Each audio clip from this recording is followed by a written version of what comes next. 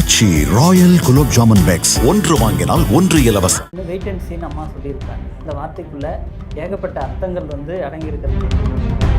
அதிமுக கூடிய விரைவில் சின்னம்மா தலைமையில் ஒன்று சேரும்ன்றது அது உறுதியான உண்மை. செங்கோட்டையன் எங்கள் கட்சிக்காரர், சின்னம்மாவோடைய ஆதரவு கண்டிப்பாக உண்டு. இல்லை, இப்போ அதுதான் செங்கோட்டையனை இயக்குவதே சசிகலாங்கிற ஒரு பேச்சு போயிட்டு இருக்கு. அது எந்த அளவுக்கு உண்மை, அதை பொறுத்திருந்து பார்ப்போமே. இல்லை அதுல ஒரு ட்விஸ்ட் வைக்கக்கூடாது, சொல்லிடணும்ல. ஒரிஜினல் அதிமுக காரங்க அவங்க கட்சியினுடைய உண்மையான பொதுச் செயலாளர் சின்னம்மா தான். செங்கோட்டையன் அண்ணன் வந்தது ஒரு செங்கோட்டையன் அண்ணன் தான். இன்னைக்கு உள்ள நிறைய செங்கோட்டையன் அண்ணன் இருப்பாங்க. யாரு திமுக ஆதரவு கைக்கூலின்னு சொல்றீங்க? இவங்களுடைய புத்தி வெளியே வந்துருச்சுன்னு எடப்பாடி சொல்றாரு. இப்போ அதுக்கேற்ற மாதிரி தானே ஒவ்வொருத்தங்களா போய் திமுக இணைகிறாங்க. இந்த ஒற்றுமைக்கான முட்டுக்கட்டைன்றதுனாலதான் துரோகின்னு சொல்ற அந்த வார்த்தைக்கு அந்த வார்த்தையை பயன்படுத்தி எடப்பாடி பழனிசாமி தகுதி கிடையாது. துரோகத்தின் மொத்த உருவம் எடப்பாடி பழனிசாமி. இல்ல, அந்த அளவுக்கு இலக்காரமான கட்சி அதிமுக மாத்திட்டாரு எடப்பாடி பழனிசாமி. சார் வணக்கம் சார். சார், என்ன நடக்குது அதிமுகவில்? தொடர்ந்து சசிகலா அம்மா செங்கோட்டையன், ஓபிஎஸ் எல்லாம் ஒன்றிணைஞ்சு பத்திரிகையாளர் சந்திப்பு நடத்தினாங்க. அனைவரிடத்துலையும் சசிகலா அம்மா அவர்கள் பேசுகிறதா தகவல்லாம் வந்துச்சு. ஒரு வெளிப்படையான அரசியலையே இப்போ பார்க்க முடியுது. இவ்வளோ நாள் மறைமுகமாக இருந்துச்சு, இப்போ வெளிப்படையாக பார்க்க முடியுது. செங்கோட்டையனும் தன்னோட அதிருப்தியை வெளிப்படுத்திட்டாரு. இப்போ இவங்க சசிகலா இன்னும் அவங்க நம்பிக்கையோட ஒன்றுபடுங்கிறாங்க. என்ன நடக்க போகுது, அடுத்து என்ன பண்ண போறாங்க? இதுக்கு நமக்கு பதில் பார்த்தீங்கன்னாங்க, அதாவது பொறுத்திருந்து பாருங்கள்னு வெயிட் அண்ட் சீன்னு அம்மா சொல்லியிருக்கிறாங்க. அதாவது வெயிட் அண்ட் சீன்ற அந்த வார்த்தைக்குள்ள ஏகப்பட்ட அர்த்தங்கள் அடங்கி இருக்கிறதா அரசியல் பார்வையாளராக எல்லாருமே புரிஞ்சுக்கணும். அரசியல்ல சில விஷயங்கள் திரை மறைவுக்கு பின்னாடி நடக்கும், சில விஷயங்கள் திரையிலே நடக்கும். அப்படி அன்னைக்கு புண்ணிய பூமியான பசும்பொன்ல அன்னைக்கு புரட்சித்தாய் சின்னம்மா அவங்கள அண்ணன் ஓபிஎஸும் அண்ணன் செங்கோட்டையன் அவர்களும் சந்திச்சு பேசினாங்க. இது அடுத்த கட்ட நகர், அதாவது ஒற்றுமைன்னு அம்மா நிறைய நாள் சொல்லிட்டு வந்தாங்க. ரொம்ப நாளா அதை பற்றி ஒற்றுமையை நம்ம அனைத்து கட்சிக்காரங்களும் நம்ம அதிமுகவில் இருக்கிற அவ்வளோ பேரும் ஒற்றுமையோட இந்த இயக்கத்தை வழிநடத்தணும். அந்த மாதிரி வழிநடத்தினாதான் இந்த இயக்கம் மீண்டும் அம்மாவனுடைய ஆட்சியை அமைக்கும் அப்படின்னு சொல்லிட்டு வந்தாங்க. அதை வெளிப்படுத்துற விதமா தான் புண்ணிய பூமியான பசும்பொன்ல அண்ணன் ஓபிஎஸும் செங்கோட்டையன் அவர்கள்லாம் சந்திச்சதுக்கான வெளிப்பாடு தான் அது. இப்போ அதிமுகலாம் மாவட்ட செயலாளர்கள் கூட்டம் இன்னைக்கு நடந்து முடிஞ்சிருக்கு. இப்போ அதில் இபிஎஸ் தரப்பு, அதாவது அதிமுக தரப்புலேருந்து என்னன்னா, கூட்டணி பற்றி யாரும் வெளியே பேசாதீங்க அப்படின்னு பரவலாக சொல்லப்பட்டுட்டு இருந்துச்சு. இப்போ வெளிப்படையாக இபிஎஸ்ஸே அறிவிச்சிட்டாரு, கூட்டணி பற்றிலாம் யாரும் இனிமேல் வெளியே பேச வேணாம், அமைதிக்காரங்க, கூட்டணி அமைப்பது என்னோட பொறுப்புங்கிறத சொல்கிறாரு. என்ன மாதிரி வியூகங்கள் எடப்பாடி வகுப்பார்னு நினைக்கிறீங்க சார்? அவரது எல்லா விதத்திலையும் தோத்து போன ஒரு நபராக தான் எடப்பாடி பழனிசாமி இருக்காரு. இன்னைக்கு அவர் எடுக்கிற அத்தனை முயற்சியும் அத்தனை நடவடிக்கைகளும் எல்லாமே தோல்வியில முடியறது தான் இன்னைக்கு நடந்த அத்தனை நடவடிக்கைகளும் நம்மளுக்கு காட்டுது. அதிமுகவை கபலீகரம் செஞ்சுக்கிட்டு இன்னைக்கு நான் ஜெயிக்க வச்சிருவேன்னு சொல்லிட்டு இன்னைக்கு வரைக்கும் அதிமுகவை ஒரு அதல பாதாளத்துக்கு தள்ளினதுதான் அண்ணன் எடப்பாடி பழனிசாமியோட முழுமையான வேலையா இருக்கு. அவர் எந்த ஒரு வீகமும் அவர்கிட்ட கிடையாது. ஏன்னா அவர் ஜெயிக்கிறதுக்கான ஒரு வியூகத்தை கையில வச்சிடல. அவரு திமுகவுக்கு ஆதரவா செயல்படுறாருன்றதான் இன்னைக்கு இருக்கிற அதிமுக தொண்டர்களுடைய முழுமையான எண்ணமா இருக்கு. ஏன்னா அதுக்கு நிறைய ஆதாரங்களும் நம்ம சொல்லலாம். அதிமுகவினுடைய வெற்றிக்கு அவர் எந்த ஒரு முயற்சியும் பண்ணாம அவரே சொல்றாரு, எனக்கு வெற்றி தோல்வின்றதை தாண்டி எங்களுக்கு தன்மானம் முக்கியம்னு சொல்றாரு. அந்த வெற்றி அப்ப ஒரு இயக்கம் 10 தோல்வியை சந்திச்சு 11வது தோல்வியை சந்திச்சிருக்கு. இன்னும் நிறைய தோல்வியை சந்திக்கிறதுக்கு இன்னும் காத்துக்கிட்டு இருக்கு உங்க தலைமையில. அந்த இயக்கத்தை உங்களுக்கு வெற்றியை நோக்கி கொண்டு போகாம எங்களுக்கு இது தன்மானம் முக்கியம் அப்படின்னு சொல்றீங்க. அப்ப அதுல இருக்கிற ஒரு அர்த்தத்தை நம்ம புரிஞ்சுக்கிறது எப்படின்னா, இவர் வெற்றிக்கான எந்த வியூகத்தையும் வச்சிடலாம ஏதோ கட்சி நம்ம கிட்ட இருந்தா போதும், அதிமுக நம்ம கையில வச்சுக்கிட்டு இருந்தா நம்ம எல்லாத்தையுமே பண்ணிக்கலாம்ன்ற ஒரே ஒரு அதிமுக சீரழிக்கிற வேலையை தான் எடப்பாடி பாக்குறாரு. சீரழிப்பினுடைய மொத்த உருவம் தான் அண்ணன் எடப்பாடி பழனிசாமி. இப்ப அதை எதிர்த்து சசிகலா அம்மா எடுத்த அனைத்து முடிவுகளும் தோல்வியில தானே போயிருக்கு. அவங்க அவங்கள நம்பி எப்படி தொண்டர்கள் வருவாங்கங்கிற இன்னொரு கேள்வி இருக்குல்ல. இல்ல, நம்ம இதை பொறுத்திருந்து தான் பார்க்கணும். அதாவதுங்க, எல்லா முயற்சியும் நம்ம உடனே வெற்றி அடைஞ்சிருந்தா நம்ம சொல்ல முடியாது. டைம் எடுத்துக்கணும். நம்ம டைம் எடுத்து இந்த பல்வேறு காலகட்டங்கள்ல அம்மா சொல்லி ஒரு விஷயத்தா பண்ணியிருக்கிறாங்க. இப்ப ஒற்றுமை ஒரு இறுதி கட்டத்தை நம்ம நெருங்கி இருக்கிறதா நம்ம உணரணும். அது ஏன்னா உணர்ந்துதான் இப்ப இன்னைக்கு வந்து வெளிப்படையா சில விஷயங்கள் நமக்கு தெரிஞ்சிருக்கு, வெளிப்பட முடியாத சில விஷயங்கள் இன்னும் நடந்துகிட்டு இருக்கு. இன்னும் அதெல்லாம் நம்ம போக போக தான் தெரியும். அதிமுக கூடிய விரைவில் சின்னம்மா தலைமையில ஒண்ணு சேரும்ன்றது அது உறுதியான உண்மை. ஆமா, அதுல மாற்று கருத்து இல்லை. இப்ப என்ன ஓபிஎஸ் தரப்புல இருந்த மனோஜ் பாண்டியன் இவங்க எல்லாம் திமுகல போயிட்டாங்க, ஏற்கனவே மருதைராஜா அவரும் போயிட்டாரு. இப்போ ஒட்டுமொத்தமா இங்க பக்கம் இருக்கிறவங்க எல்லாமே திமுகல தானே போய் இணைகிறாங்க. அப்ப எடப்பாடி வைக்கக்கூடிய குற்றச்சாட்டு உண்மைங்கிற மாதிரி தானே தெரியுது. அதாவதுங்க எடப்பாடி பழனிசாமி எடப்பாடி என்ன சொல்றாரு, சமீபத்துல செங்கோட்டையனை நீக்கினாரு, எல்லாமே பண்ணாரு, இவங்க எல்லாம் திமுகவுக்கு வேலை பார்க்குறாங்க அப்படிங்கிறது. அதிமுகவை வந்து உள்ள இருந்தே எதிர்க்கிறவங்க, அதிமுகவை வந்து துஷ்பிரயோகம் பண்றவங்க, இவங்களுடைய புத்தி வெளியே வந்துருச்சுன்னு எடப்பாடி சொல்றாரு. இப்போ அதுக்கேற்ற மாதிரி தானே ஒவ்வொருத்தங்களா போய் திமுகல இணைகிறாங்க. அதுதான் சொல்றேன். அதாவது எடப்பாடி பழனிசாமி வந்து ஒரு முட்டுக்கட்டையா இருக்காரு. அந்த ஒற்றுமைக்கான முட்டுக்கட்டைன்றதுனாலதான் இன்றைக்கு வந்து அண்ணன் மனோஜ் பாண்டியன், அண்ணன் மருது அழகராஜ் போன்றவர்கள்லாம் வெளியில போறதுக்கான காரணம் என்னன்னு கேட்டீங்கன்னா, அதாவது அதிமுக ஒன்றுபடணும் அப்படின்றத அவங்களோட எண்ணம். அன்வர் ராஜா உட்பட, ஏன்னா அவர்லாம் தலைவர் காலத்துல இருந்து அரசியல் பண்ணிட்டு இருக்கிறவங்க. அண்ணன் மருது அழகராஜ் போன்றவர்கள்லாம் வந்து அம்மா காலத்துல வந்து நமது எம்ஜிஆரை வந்து வழி நடத்தினவங்க. மனோஜ் பாண்டியன் பிஹெச் பாண்டியன் காலத்து அவங்க அப்பா காலத்துல இருந்தே அரசியல்ல இருக்கிறவங்க. இப்ப இவங்களெல்லாம் போறதுக்கு காரணம் எதுங்க? எடப்பாடி பழனிசாமியோட நடவடிக்கையும் அந்த காரணங்களை தான் தவிர இங்க இருக்கிறவங்களால இல்ல. அதாவது எல்லாருமே ஒன்றுபடணும்ன்ற ஒரு நேர்கோட்பாட்டில் தான் இருக்காங்க. நான் ஓபிஎஸும் சரி, அண்ணன் செங்கோட்டையனும் சரி, எல்லாமே சின்னம்மாவுடைய கருத்தான ஒன்றுபடுவோம் வென்று காட்டுவோன்ற அந்த கருத்துல தான் வந்து நிக்கிறாங்க. இப்ப செங்கோட்டையன் வந்து தேர்தல் ஆணையத்தை முறையிட்டு ஒரு கடிதம்லாம் எழுதி கொடுத்துருக்காரு. அதில் நிறைய விஷயங்களை நான் சொல்லியிருக்கேங்கிறத தகவலாக சொல்றாரு. இப்போ அவருக்கு செங்கோட்டையனுக்கு எந்த அளவுக்கு சசிகலா ஆதரவா இருக்காங்களா? அதாவதுங்க செங்கோட்டையன் எங்க கட்சிக்காரரு, அதாவது தலைவர் காலத்துல இருக்கிற கட்சிக்காரர். அவருக்கு சின்னம்மாவுடைய ஆதரவு எப்பயும் உண்டு. அவர் எடுக்கிற அத்தனை நடவடிக்கைக்கும் சின்னம்மாவுடைய ஆதரவு கண்டிப்பா உண்டு. இல்லை, இப்போ அதுதான் செங்கோட்டையனை இயக்குவதே சசிகலாங்கிற ஒரு பேச்சு போயிட்டு இருக்கு. அது எந்த அளவுக்கு உண்மை? அதை பொறுத்திருந்து பார்ப்போமே. அதுல ஒரு ட்விஸ்ட் வைக்க கூடாது, சொல்லிடணும்ல. அதாவதுங்க எங்களுடைய கட்சிக்காரர் எங்களுடைய பொதுச் செயலாளரை பாக்குறாங்க. எங்களுடைய பொதுச் செயலாளர் தொடர்ந்து பயணிக்கணும்னு அவரு சொல்லவும் செஞ்சாரு. அதனால வந்து சின்னம்மா அவர்களை வந்து சின்னம்மாவனுடைய ஆதரவும் சின்னம்மாவனுடைய நடவடிக்கைகளுக்கும் எல்லாத்துக்குமே வந்து எல்லா தொண்டர்களும் ஆதரவா நிக்கிறாங்க. அந்த வகையில அண்ணன் செங்கோட்டையனும் ஆதரவா நிக்கிறாரு. அவருடைய செயல்பாட்டுக்கும் சின்னம்மா ஆதரவா நிக்கிறாங்க. இப்ப தொடர்ந்து எடப்பாடி வந்து சொல்றது வந்து அதிமுகவுடைய இயக்கத்துக்கே வந்து துரோகி சசிகலாங்கிற அந்த வார்த்தையை வந்து எல்லா இடத்துலையும் பயன்படுத்துறாங்க, அதிமுக தரப்புலையும் பயன்படுத்துறாங்க. இப்போ செங்கோட்டையனுக்குமே அந்த முத்திரை தான் குத்திருக்காங்க. இன்னொரு விஷயம் சொல்லப்படுது, சசிகலா திமுகவுக்கு ஆதரவாக செயல்படுறாங்க அப்படின்னு. உண்மையிலுமே சசிகலா வந்து திமுகவின் கைக்கூலியா? அப்படி இருக்க வேண்டிய அவசியம் இருக்கா அவங்களுக்கு? அதாவதுங்க இதெல்லாம் கேட்டோம்னா நமக்கே சிரிப்பா நகைப்புக்காக தான் இருக்குது. ஒரே ஒரு விஷயம், யாரு துரோகின்ற சொல்ற வார்த்தை யாரு பயன்படுத்தணும்? துரோகின்னு சொல்ற அந்த வார்த்தைக்கு அந்த வார்த்தையை பயன்படுத்தி எடப்பாடி பழனிசாமிக்கு தகுதி கிடையாது. ஏன்னா துரோகத்தின் மொத்த உருவம் எடப்பாடி பழனிசாமி. யாரு திமுக ஆதரவு கைக்கூலின்னு சொல்றீங்க நீங்க? அதாவதுங்க எடப்பாடி பழனிசாமி தொடர்ந்து பொதுச் செயலாளராக இருந்தா எங்களுக்கு வேலை மிச்சம்னு இன்னைக்கு நாட்டினுடைய துணை முதலமைச்சர் சொல்றாரு. இதை விட ஒரு வெட்ட வெளிச்சமா ஒரு கட்சிக்கு ஒரு அதாவது ஒரு எதிர்கட்சி, அதாவது ஆளுங்கட்சி, இன்னைக்கு ஆளுங்கட்சியில இருக்கிற ஒரு துணை முதலமைச்சர் ஒரு எதிர்கட்சி தலைவரை பார்த்து நீங்களே வந்து தொடர்ந்து பொதுச் செயலாளரா அதிமுக பொதுச் செயலாளரா இருங்க, நீங்க பொதுச் செயலாளர் இருந்தீங்கன்னா எங்களுக்கு வேலை மிச்சம்னு சொல்றாரு. அப்ப இதுல இருந்து நம்ம புரிஞ்சுக்க வேண்டியதான், திமுகனுடைய கைக்கூலி யாரு? அண்ணன் எடப்பாடி பழனிசாமி தானே தவிர இங்க இருக்கிற நாங்கள்லாம் அதாவதுங்க சின்னம்மாவில இருந்து இன்னைக்கு இருக்கிற செங்கோட்டையன் வரைக்கும் எல்லாமே ஒற்றுமையை நிலைநிறுத்தி தொண்டர்களுடைய மனசை புரிஞ்சுக்கிட்டு வந்து அவங்க எல்லாம் அரசியல் பண்ணணும்னு நினைக்கிறாங்க. நீங்க அப்படியா நினைக்கிறீங்க? இல்லையே. இப்போ எடப்பாடியோட கூட இருக்கிறது வந்து பக்கபலமா வந்து முன்னாள் அமைச்சர்கள் எல்லாம் ஒரு பெரிய ஒரு கம்யூனிட்டி பெல்ட்டே அவர் கூட இருக்குல்ல. இப்போ அதெல்லாம் உடைச்சிக்கிட்டு நீங்க சசிகலாமா வந்து அதிமுகவை கைப்பற்றுவங்கிறதெல்லாம் சும்மா யதார்த்தமா பேசுறதா, இல்ல இருக்கிற அதிமுகல குழப்பத்தை ஏற்படுத்துறதுக்கு சசிகலா பண்றாங்களா? இப்போ வேலுமணியா இருக்கட்டும், சி வி சண்முகமா இருக்கட்டும், KP முனுசாமியா இருக்கட்டும், இப்போ இது போன்ற பலம் மிக்கவர்கள்லாம் இருக்காங்க. அவங்க எல்லாம் உடைச்சு நம்ம அதிமுக ஒன்றிணைக்கிறதுங்கெல்லாம் சாதாரணமான விஷயமா? அதை வந்து எப்படி சசிகலா செய்ய போறாங்க? அரசியல்ல எதுவும் நடக்கலான்றது நம்மளுக்கு தெரியும். எந்த நேரத்திலும் எது வேணாலும் நடக்கும். அதனால வந்து அவரு இன்னைக்கு சமுதாய ரீதியான ஒரு அரசியல் வந்து இன்னைக்கு அது ஒரு நம்ம வெட்கி தலைக்குனி வேண்டிய ஒரு விஷயம்.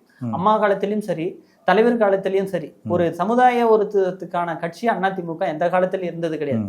ஆனா எடப்பாடி பழனிசாமி தலைமையேற்றத்துக்கு பிறகு அது ஒரு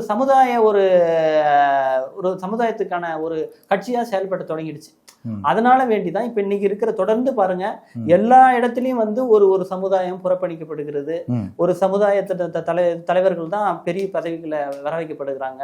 அப்ப இதெல்லாம் நமக்கு எது காட்டுதுன்னு கேட்டீங்கன்னா ஒரு சமுதாயன்றதை தாண்டி எடப்பாடி பழனிசாமிக்கு யாரு வந்து ஆதரவா இருக்காங்களோ அவங்களுக்கு தான் எல்லாமே இப்ப பெரிய பதவியில இருந்து இன்னைக்கு இருக்கிற அதிமுக தரப்புல இருந்து என்ன சொல்றாங்க அப்படின்னா இந்த இப்ப சேர்ந்த ஓபிஎஸ்ஸா இருக்கட்டும், இப்போ மற்ற நிர்வாகிகளாக இருக்கட்டும், சசிகலாவாக இருக்கட்டும், டிடிவி இருக்கட்டும், இவங்க எல்லாம் ஒரே சமுதாயத்தை சேர்ந்தவங்கிற ஒரு குற்றச்சாட்டை வேற இப்போ அதிமுக தரப்புலேருந்து அந்த சோசியல் மீடியாலலாம் பார்க்க முடியுது. இப்போ ஜாதி வெறி பிடித்தவர சசிகலாங்கிற இன்னொரு விமர்சனமும் வருது இல்லை? நீங்க அதனாலதான் ஒன்றிணையாம இருக்காங்களா அப்படிங்கிற இன்னொரு கேள்வி. நீங்க இதுக்கு ஒரு உதாரணத்துக்கு போனோம்னா நம்ம வரலாற்றை திரும்பி பார்க்கணும். அன்னைக்கு வந்து நம்ம கட்சிக்கார அந்த அதிமுகவினுடைய சூழ்நிலை மாறி இருந்தது. 2017 சூழ்நிலை மாறி போயிருந்தது. அப்ப அவங்க நினைச்சிருந்திருந்தா அந்த அன்னைக்கே வந்து ஒரு முக்குளத்தூரை சேர்ந்தவங்களை அன்னைக்கு ஆட்சியில் அமர்த்தி விட்டு போயிருக்க முடியும். ஏன் அண்ணன் டிடிவி தினகரனைய கூட அன்னைக்கு முதலமைச்சர் ஆக்கியிருப்பாங்க. ஆனா அதெல்லாம் செய்யாம ஒரு மாற்று சமுதாயத்திலிருந்து ஒரு கவுண்டர் சமுதாயத்திலிருந்து ஒரு முதலமைச்சரை தேர்ந்தெடுத்து கொடுத்துட்டு போனாங்க.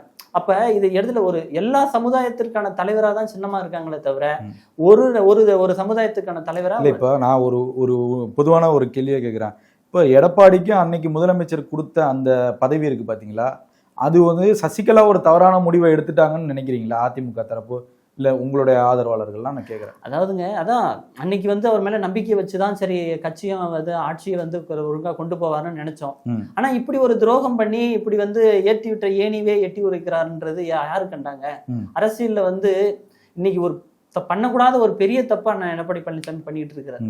அதாவது ஏற்றி விட்ட ஏனிங்க அவங்க. நீங்க யார் காலிலே போய் விழுந்துட்டு கிடக்குறீங்க? அமித்ஷா காலில் விழுறீங்க, என்னன்னு யார் காலிலே போய் விழுந்து ஒரு சின்ன சின்ன கட்சித்தெல்லாம் நீங்க வாங்க கூட்டணிக்குன்றீங்க. விஜயும் கூப்பிடுறாருங்க, எல்லாரையும் கூப்பிடுறாரு. நேத்து கட்சி தொடங்கினவங்க எல்லாம் கூப்பிட்டு வாங்க நம்ம கூட்டணிக்கு, பிள்ளையார் சொல்லி போட்டாச்சு, நம்ம தான் அடுத்து ஆட்சி அமைக்க போறோம்னு சொல்றீங்க. அப்படி சொன்னவர் இன்னைக்கு கூட்டணி பத்தி யாரும் பேசாதீங்கிறாரு. அதுதான் நகைப்புன்றேனா. நான் என்ன சொல்ல வரேன்னா, இப்படி எல்லாம் நீங்க கூப்பிட்டும் ஒருத்தரும் உங்களை வந்து மதிச்சு வர மாட்டாங்களே. அப்ப உங்களை முதலமைச்சர் ஆகணும் ஒரு நபர் இருந்தாங்கல்ல, அன்னைக்கு வந்து தன்னுடைய சுயநலனே பார்க்காம உங்களை வந்து முதலமைச்சர் ஆக்கிட்டு ஒரு இக்கட்டான சூழ்நிலையில ஒரு முதலமைச்சர் பதவியை உங்களுக்கு கொடுத்துட்டு போனாங்களே, அவருக்கு நீங்க என்ன நன்றி கடன் செஞ்சீங்க? கட்சியிலே சேர்க்க மாட்டேன் நீங்க யாரு என்னென்னோ பேசிட்டு ஒரு ஆணவத்தினுடைய உச்சத்துல இல்ல நான் எடப்பாடி பழனிசாமி இருக்காரு. இப்ப அதே போல டிடிவி வந்து நிறைய இடங்கள்ல சொல்றாரு, அதிமுகல வந்து எங்களோட ஸ்லீப்பர் செல் இருக்காங்கன்னு. அந்த மாதிரி உண்மையிலுமே இருக்காங்களா? அம்மாவுக்கு தகவல்லாம் கொடுக்குறாங்களா சசிகலா அவங்களுக்கு? எல்லா இடத்துலயும் இருப்பாங்கல்ல, எல்லா இடத்துலயும் நம்ம ஒரு இடத்துல மட்டும் நம்ம சொல்லியிருந்தோம். ஸ்லீப்பர் செல்ன்றது என்னங்க, நம்ம ஒருத்தர் ஒரு தகவலை வந்து அடுத்து கட்டத்துக்கு கொண்டு போறவங்க தானே, அதனால எல்லா இடத்துலயும் அது இருக்கதான் செய்யறாங்க. இப்போ அதே போல இந்த கொடநாடு வழக்குங்கிறது ரொம்ப ஒரு முக்கியமான வழக்கா பார்க்கப்பட்டுச்சு. இப்போ அதுல திமுகவும் தேர்தல் வாக்குறுதியில எல்லாம் சொல்லியிருந்தாங்க, தேர்தல் பரப்புரையிலலாம் வந்து அந்த வழக்கை விரைந்து முடிப்போம், குற்றவாளிகளை கைது செய்வோம், அதெல்லாம் பரப்புனாங்க.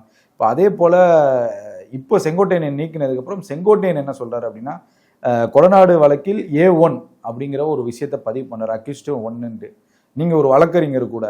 இப்போ நான் என்ன கேட்குறேன் அப்படின்னா, ஒருவேளை இந்த வழக்கு துரிதப்படுத்தப்பட்டிருந்தால் எடப்பாடி சிறைக்கு சென்றிருப்பாரா? கண்டிப்பாக சென்றிருப்பாரு. அதை தாங்க சொல்கிறேன். திமுகவினுடைய மறைமுக கூட்டணியாளராகத்தான் அண்ணன் எடப்பாடி பழனிசாமி செயல்படுறான்றதான் எங்களை மாதிரியான கட்சிக்காரங்களுடைய மனவேதனை. அதாவதுங்க இன்னைக்கு ஆட்சி வர்றதுக்கு முன்னாடி திமுக என்ன சொல்லுச்சு? தேர்தல் வாக்குறுதியிலே சொல்லியிருந்தாங்க.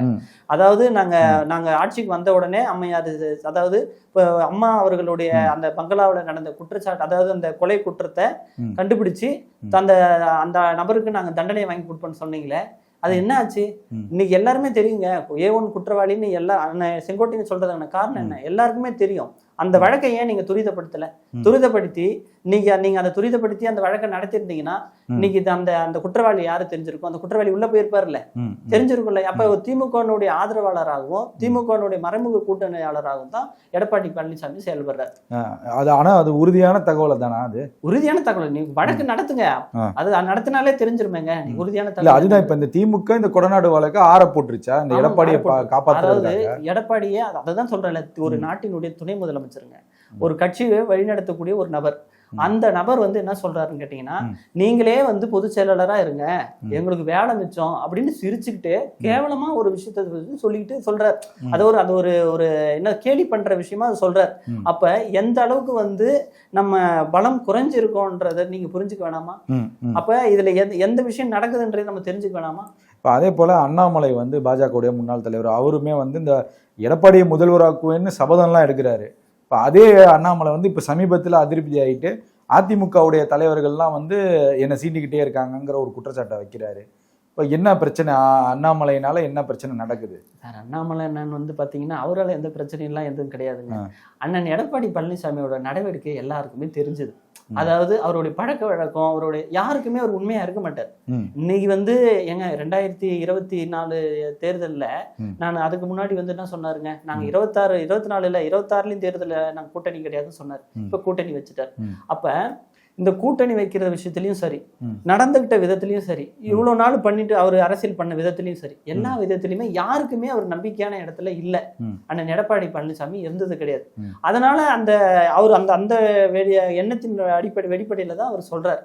அதாவது என்ன சீண்டிக்கிட்டே இருக்காதீங்க, நீங்க வந்து நான் வேற மாதிரி அண்ணாமலையை பாப்பீங்க. இதே ஜெயலலிதா அம்மா இருந்தா இந்த மாதிரி யாராவது பேசியிருப்பாங்களா? அதாவதுங்க நம்ம அம்மாவுக்கிட்ட வந்து நம்ம அம்மாவுக்குனுடைய அந்த தகுதிக்கும் அந்த திறமைக்கும் அந்த மாதிரி அவங்க இருந்திருந்தாங்கன்னா அதிமுகவை பற்றி ஏதாவது ஒரு கட்சி பேசியிருக்குமாங்கிற அதுதான் சார் நாங்க எங்களுடைய வருத்தமே அதுதானே. நீங்க அதிமுக நீங்க ஒண்ணு புரிஞ்சுக்க மாட்டீங்க. அந்த அளவுக்கு இலக்காரமான கட்சி அதிமுக மாத்திட்டாரு எடப்பாடி பழனிசாமி. இன்னைக்கு அவர் வந்து பாருங்க, நம்ம எல்லாமே கட்சி இருந்தது, கட்சி கூட கையில இருக்கு, ரெட்டையில கையில இருக்குன்றதுனால அவரு தன்னை வந்து ஒரு என்ன சொல்றது, ஒரு கரிஷ்மேட்டிக் லீடரா அவர் வந்து நினைக்கிறார். அது இல்லைன்றதை அவர் உணர மாட்டார். அதாவது நம்ம வந்து இன்னைக்கு இந்த ரெண்டு விஷயம் மட்டும் இருந்தா மட்டும் நம்மளால பண்ண முடியாது. இதை தாண்டி வந்து மக்கள் மனசுல நம்ம ஊடுருவணும். மக்கள் மனசுல ஆழமா நம்ம பதிஞ்சா மட்டும்தான் இந்த ஆட்சியையும் கட்சியையும் நம்ம வழிநடத்த முடியுன்ற அந்த எண்ணம் வந்து எடப்பாடி பழனிசாமிக்கு துளியும் கிடையாது. அது அவருக்கு வரவும் மாட்டேங்குது. அதனாலதான் இந்த கட்சியை வந்துங்க, அதாவது அம்மா கொடுத்துட்டு போகும்போது கிட்டத்தட்ட 49 எம்பிங்க, நம்ம 134 எம்எல்ஏக்கள், அப்புறம் வந்து 39% வாக்கு சதவீதம் நம்ம வச்சிருந்தோம். கிட்டத்தட்ட 40% வாக்குகள். அதையெல்லாம் இன்னைக்கு எங்க வச்சிருக்காரு? இன்னைக்கு கிட்டத்தட்ட இந்த தேர்தலுக்கு முன்னாடி போய் பாத்தீங்கன்னா கூட, அதாவது 24 தேர்தலில் நம்ம 20% வாக்கு வங்கி வாங்குறோம். அப்ப நம்ம நீங்க வரலாற்றை திரும்பி பாத்தீங்கன்னா நமக்கும் திமுகவுக்கும் வந்து பாத்தீங்கன்னா ஒரு 3% 4% ஓட்டு வித்தியாசத்துல தான் நம்ம தோத்து போவோம். அவங்க ஆட்சி அமைப்பாங்க, நம்ம ஆட்சி அமைப்போம்.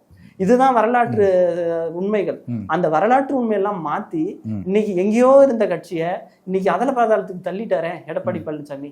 இப்போ அதே போல் தொடர் தோல்விகள்னு செங்கோட்டையனும் வந்து மென்ஷன் பண்ணி பத்திரிகையாளர் சந்திக்கிறாரு, சொல்கிறாரு தொடர்ந்து அதிமுக தோல்வி கண்டிருக்கு. எடப்பாடி பொதுச் செயலாளர் ஆனதுலேருந்து, எடப்பாடி கையில் அதிமுக போனதுலேருந்து தொடர்ந்து அந்த குற்றச்சாட்டுகள் இருக்குல்ல. இப்போ இதெல்லாம் தெரிஞ்சு அந்த சீனியரிட்டி இருக்கக்கூடிய கட்சி நிர்வாகிகள்லாம் அவங்களுடைய மனநிலைலாம் எப்படி இருக்குது, அவங்களெல்லாம் எப்படி டேக் ஓவர் பண்ண போகிறாங்க சசிகலா?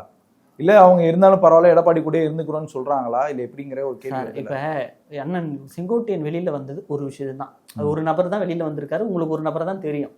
இன்னும் நிறைய செங்கோட்டையன் உள்ள இருக்காங்க, அவங்க எல்லாம் வெளியில வருவாங்க, பொறுத்திருந்து பாருங்க. அது அவங்க எல்லாம் சசிகலா அம்மாட்ட பேசுறாங்களா அப்படிங்கிறாங்க, பேசிட்டு இருக்காங்க சார். ஒரு கட்சியினுடைய பொதுச் செயலாளரா இன்னைக்கு வரைக்கும் இருக்காங்க சார். இன்னைக்கு வரைக்கும் அவங்க லெட்டர் பேர்ல பொதுச் செயலாளர்னு போட்ட முடியுது.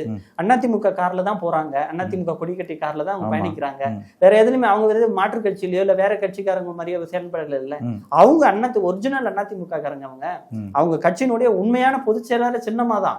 அதனாலதான் இன்னைக்கு இருக்கிறத பாருங்க. இன்னைக்கு செங்கோட்டையன் அண்ணன் வந்தது ஒரு செங்கோட்டையன் அண்ணன் தான். இன்னைக்கு உள்ள நிறைய செங்கோட்டையன் அண்ணன் இருப்பாங்க. இன்னும் கூடிய விரைவில் பாருங்க, இன்னும் ஒரு 3-4 மாதம் டைம் கொடுங்க, எல்லாம் கட்சி ஒண்ணு சேர்ந்துடும். இப்போ அதே போல பாஜக சொல்றதுதான் சசிகலா செய்யறாங்க அப்படிங்கிற இன்னொரு குற்றச்சாட்டும் இருக்கு. இப்போ நடுவில் வந்து பிரச்சாரத்துக்குலாம் போற இது மக்கள் எல்லாம் சந்திக்க போறேன், அதிமுக தொண்டர்கள்லாம் சந்திக்க போறேன்னு போனாங்க, அதுவும் ஃபெயிலியர் ஆயிடுச்சு. அதுக்கப்புறம் எந்தவித மாற்றமும் நடக்கல. என்ன அடுத்த நிர்வாகிகள்லாம் சந்திக்க போறாங்களா அதிமுக தொண்டர்கள்லாம்? ஏதாவது வாய்ப்புகள் இருக்கா சார்? இப்ப தொண்டர்களை வரிசையா செஞ்சுக்கிட்டு இருக்கோம். அதாவது நான் இங்க நடக்கிற அத்தனை ஒரு துயரங்களையும் நாங்க கலந்துக்கிறோம். கரூருக்கு போயிருந்தோம், அப்புறம் இது இன்னைக்கு தஞ்சாவூர்ல மிகப்பெரிய பாதிப்பு ஏற்பட்டுச்சு, அங்க போனாங்க. எல்லாத்துக்குமே அம்மா சின்னமா வந்து அதாவது எல்லா விஷயத்திலயும் மக்களோட மக்களா தான் நிக்கிறாங்க. அதனால நம்ம வந்து எங்கேயும் அவங்க ஓடி ஒளிஞ்சுக்கலாம் இல்ல.